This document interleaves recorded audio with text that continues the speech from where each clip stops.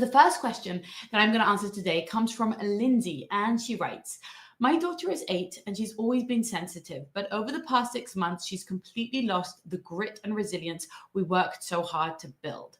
She broke her leg a few months ago, and now every little thing, braces, glasses, schoolwork, make her fall apart. She constantly feels like her life is so hard. We're doing everything you teach, but my question is, when is she going to toughen up again and get stronger? Lindsay also said that she is in my studio membership. So Lindsay, it's so great to see you here on YouTube. I love being in the studio with you, and thank you for being a member. And that she's tried all the things that I have shared, and she wants to know, when is it going to change? When is her daughter actually going to show that grit and that toughness, that resilience that she's trying to build? Okay, she says, I love this video. I've been in your HiFam community for almost 8 years now. And her 8-year-old daughter is now facing this thing since she broke her leg. So first of all, I want to say, I'm so sorry that she broke her leg. It's really hard to go through that. And there is absolutely a very normal kind of regression in resilience, right? A nervous system response to bad things that happen when we're in pain, like one is when you break a leg, when you go through a big drama, right? The hospital, the cast, everyone worrying about you, all of those things are certainly going to shift you into that threat mode, right? So everything starts to feel bigger and scarier. And that is not a child's character. That is not a permanent part of their temperament, of their personality. That's not just who she is, okay? And it's really important to know that. It is her response to that event. And what we want to do as parents is continuously reflect back to her who she is at her core, right? The character that you're trying to build within her, which is things like being brave, being an overcomer, not being a complainer, being strong, focusing on the positive, focusing on the bright side, glass half full, optimistic type of people, right? But before we get that, I just want you to remember the basics of resilience, okay? Resilience returns to our children through exposure, not through protection. Okay, this is such a key point. Write this down. Resilience gets built through exposure, not through protection. So what you don't want to do to a child who's just been through something tough is to treat them with kid gloves. You don't want to treat them with the VIP treatment. You don't want to be clearing the way for them. Many of us do that out of empathy, and it makes perfect sense. We're like, oh, I feel so bad. She's already been through so much. I don't want her to have to go through more, right? So, okay, so she doesn't have to work hard on her homework, or she doesn't have to be polite to her grandma. She doesn't have to help, clearing the plates or whatever, because she's just been through, she just broke her leg, poor child. So now we should make everything else much easier for her. Now, on a technical level, yes, she can't walk. So of course, she's not going to do as many chores, or, those are things that make perfect sense. But on an emotional level, no. Little doses of tolerable stress, right? Think about micro challenges, annoyances, frustrations, disappointments, letdowns, small rejections. Those are the things that actually help her brain to rewire back to strength. So when you're in a stressful situation with your kid, even something relatively benign, first world problems, like you're traveling, okay, and you're just like, oh, I just want to keep them quiet. I just want to keep them calm. I just don't want to send them over the edge. You're actually, in a way, sabotaging their resilience. You're doing the opposite of what you might want to do if you want to build up their patience, their ability to wait, their ability to withstand discomfort. Yeah, it's not easy to wait in line, for a long time at an airport, say, but you want your child to do so that they can build up their capacity to do so. If you just keep bribing them with candy or giving them screens, then they never actually learn that whilst uncomfortable and a bit difficult and a bit tiring, they can do it, right? And that just gets multiplied when a child has gone through something tough. We then start treating them more delicately. So that's the first thing I really want you to know. Well, the first thing is what I said. It's normal. It makes perfect sense. It's a healthy reaction to something hard that happened to her. The second thing is that resilience builds through exposure, not through protection. So just because she's broken her leg doesn't mean that you now have to treat her with fragility or treat her, with special concessions beyond just the technical things that you have to do because her leg is broken. Okay, so little doses of tolerable stress. Yes, she can wait. Yes, she can feel left out. Yes, she can feel sad about something. Those things are protective, not diminishing to her resilience. Okay. And then the next one is to realize that things take time in childhood, right? Many of us are used to our instant gratification culture. We're used to immediate feedback loops, and we're not used to long processes, right? We're not used to the fact that certain things, you plant a seed and it takes a lot of time for it to actually blossom, for it to actually pop up. And even when it pops up, for that to then turn into a mighty oak is years down the line, right? It's something that's a little bit lost in our modern day culture, is the ability to withstand longer processes. But raising a child is a long process. And so an 8-year-old might be getting all of the messages about resilience, might be seeing it around her, might be getting your modeling, getting your messaging, reading those amazing biographies, hearing the importance of resilience and building it, but not showing it yet. Lindsay, you're in my membership, so you will remember probably the ice cube metaphor that I've used. And it's not mine. I can't even remember who I heard it from. I'm sorry. But the idea is that if I have an ice cube here and I turn the thermostat down from -10 to -8 or up to -8, you won't see a difference in the ice cube, right? It's still freezing in here. It's still a freezer. And if I turn it up to -4, you still won't see a difference. And -1, you still won't see a difference. Now, I've moved it 9 degrees up, but there's no change in the ice cube, right? But then I move it from -1 to 0 and from 0 to 1, and we start to see it begin to melt, right? And so on and so forth. As we move it up, we can now externally actually visually comprehend and perceive the difference in the ice cube, which we couldn't see beforehand. Now, it was getting warmer. It was getting warmer from -4 to -3 with the same difference that it was getting from 0 to 1, but only when we hit the threshold of change, right? The threshold of the solid moving into the liquid, of the frozen moving into the non-frozen, the room temperature. That is when we actually start to see the change on the outside. And children are a bit like that, right? Children are a bit like that they have to go through a very extended childhood, many years, in fact, a whole teenagehood ahead of her, right? Young adulthood even, where we don't necessarily see the seeds of our labor. I think my parents were probably quite worried about me when I was a teenager or a young adult. Like, what was I going to be? Was I even going to, align with their values at all? Was I going to make them proud? Was I going to grow up to be the type of person that they had tried to train me to be and teach me to be and raise me to be? And they had to be very patient and wait a very long time until they saw that those values had, in fact, taken hold and percolated and become part of my character.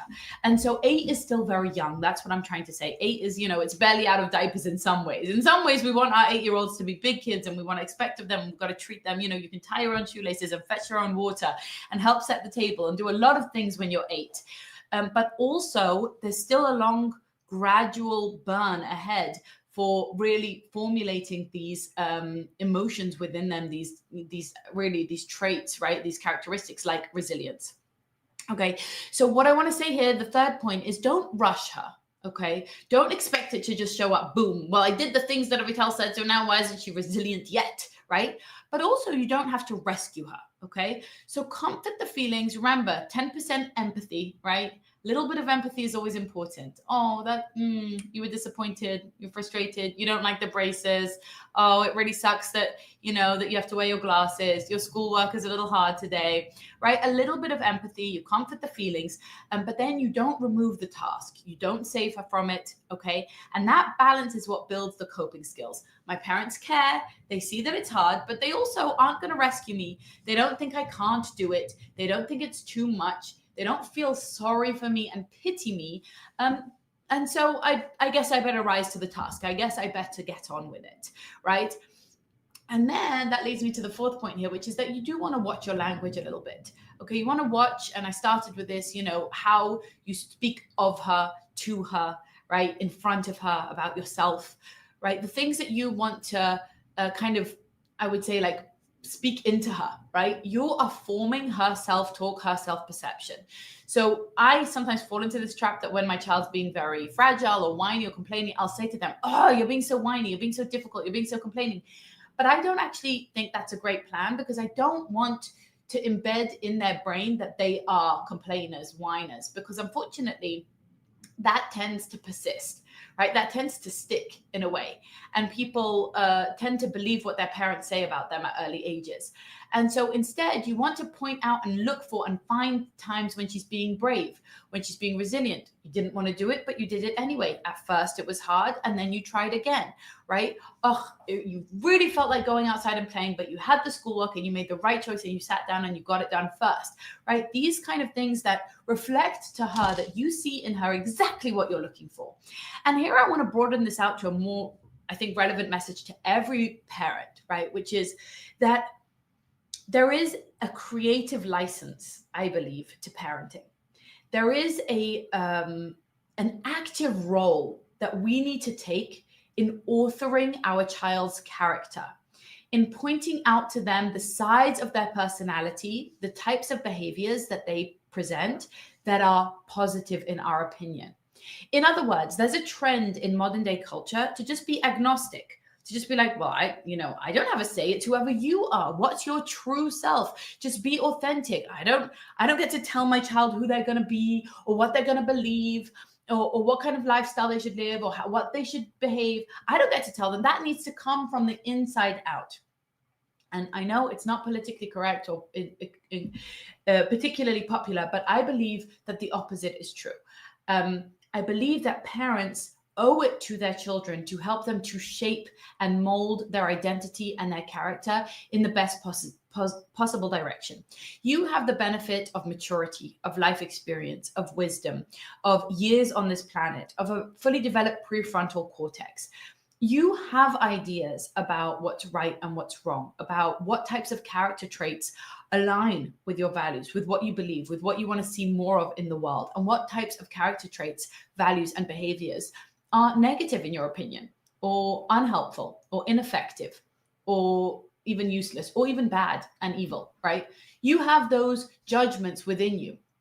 You know what type of kid you would like your child to grow into and what kind of adult you'd like them to be in the future.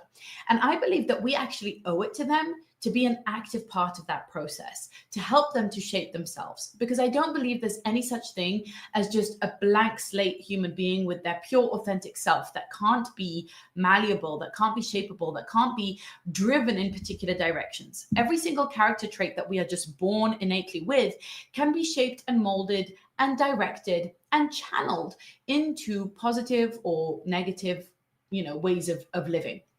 And so, for example, if I detect a fragility in my child, I'm going to do my best to actually minimize, turn down the dial on the fragility, on the pessimism, on the self-doubt, on the complaining and the whining. Why?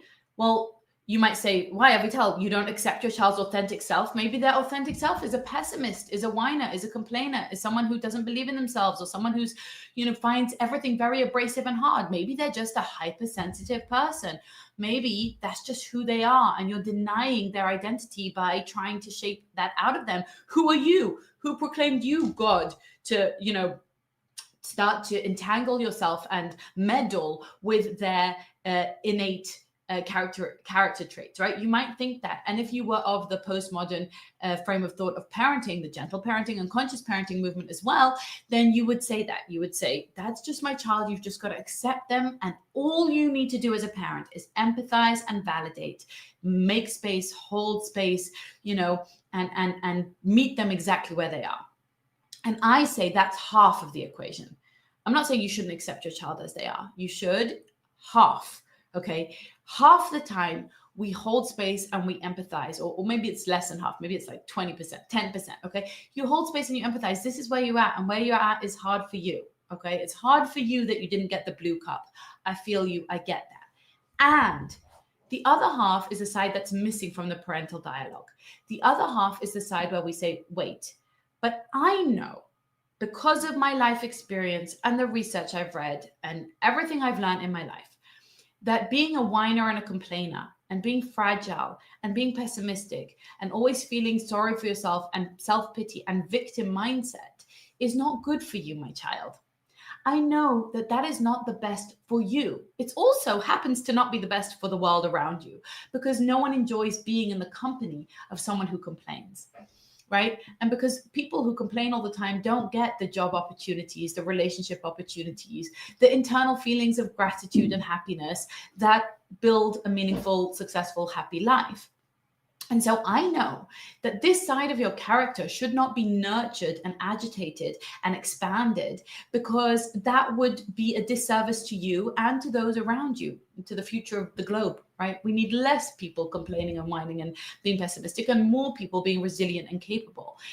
And therefore, I do have a stance. I'm not agnostic. I'm not just like, well, that's who you are and I'll accept you for who you are. No, never accept your child for who they are. Never accept yourself for who you are. There's always things that we can do to bring out our better selves, our higher selves, our conscience can lead us in a stronger way. I think accepting your child for who you are, for who they are, is deeply unfair to them. She's an 8-year-old. Of course she's not cooked. Of course she's not fully developed. Of course she hasn't developed her grit, right? She needs a parent to guide her, to encourage her, to reinforce those sides of her that are brave, that are stable, that are emotionally resilient, that are capable, that are competent. She does not need a parent to continuously agitate her worst impulses, right? Like fragility or complaints. And that's true for all of our children. They actually need us not to accept them as they are. A little bit of that, a little bit of love and empathy and validation for where you're at, but then a lot of belief in your ability to change. And so the last point is that you want to prime the identity that she needs to step back into. Right? You want to remind her of who she is. You want to be an inspiring leader that helps her to be aspirational towards her higher self. Her higher self is not one that can't handle some homework and some glasses, right? She can. Right now, she's stuck in that, fragile mindset.